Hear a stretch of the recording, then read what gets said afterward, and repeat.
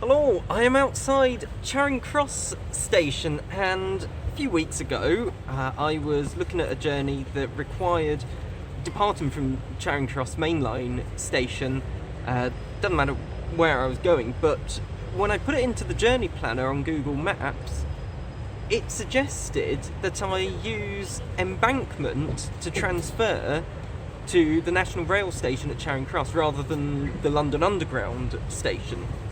Okay, now when you think about it, I mean, Embankment is just down the road. I mean, it is just down there. You can, I don't know how clear it is on the camera, but you can see it in the background from here. Okay, and so it got me to thinking, is it actually faster to use Embankment than Charing Cross? And so today I'm gonna find out. Okay, so how's this gonna work? Well, I'll start with my stopwatch as the doors shut at Leicester Square. Okay, we're gonna try changing it to Charing Cross first. So get off, next stop, walk up to the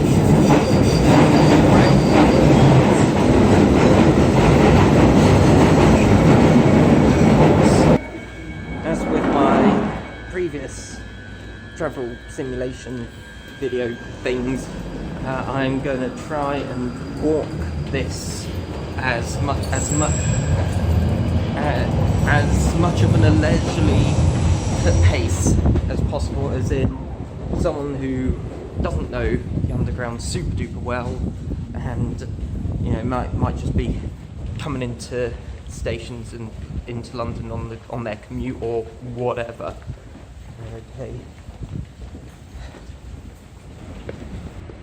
Okay, there we go. Back where I started. 4:14 and 83 hundredths of a second. I will round that up to 4:15, I think. So yeah, I'll make a note of that, then get on with the next one. Route 2. Line train terminating at High Barnet. Let's go. Customers in the first. Now, I know in the last one I went to the front of the station where I started the video, but from now on I am actually going to use the main line station to end my video.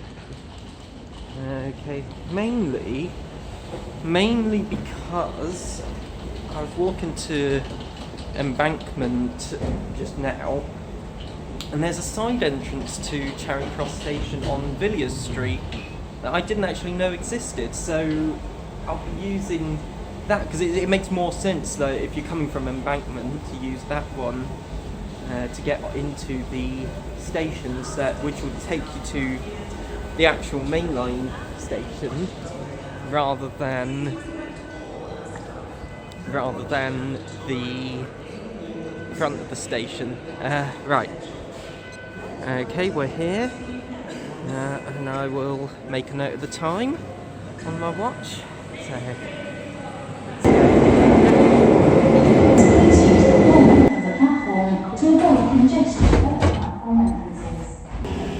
I've just had a thought.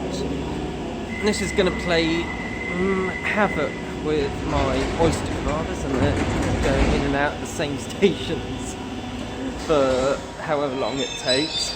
So, yeah. Things I do for content, right?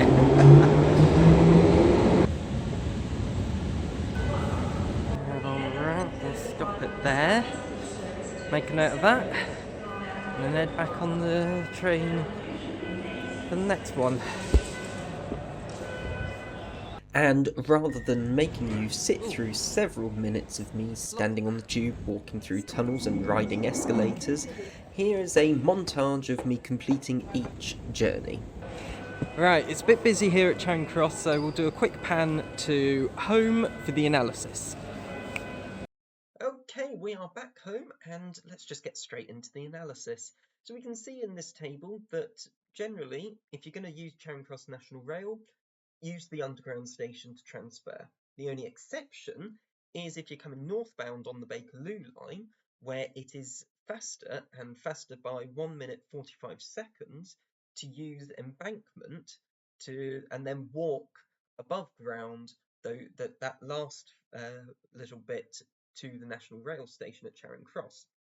And I guess that makes some sense, because if you're coming northbound, the Bakerloo line platforms of Charing Cross Underground are basically under Trafalgar Square, or at least closer to that. And actually, I think that's why it was built there. It was specifically for Trafalgar Square. Okay, and if you're coming southbound on the tube, it's a lot faster to just use Charing Cross National Rail itself, because, I mean, if you think about it, you're coming southbound, and if you go to Embankment, you're going one stop further to then come back up. So, yeah, not really worth it in that case. Okay, but there we go. We now know that it's faster only if you're going northbound on the Bakerloo line, which is kind of what I expected. Don't know why Google Maps didn't say the correct information. Google, what's up with that? Anyway, if you enjoyed the video, then as always, hit like, hit subscribe, do all the things, and I'll catch you in the next one.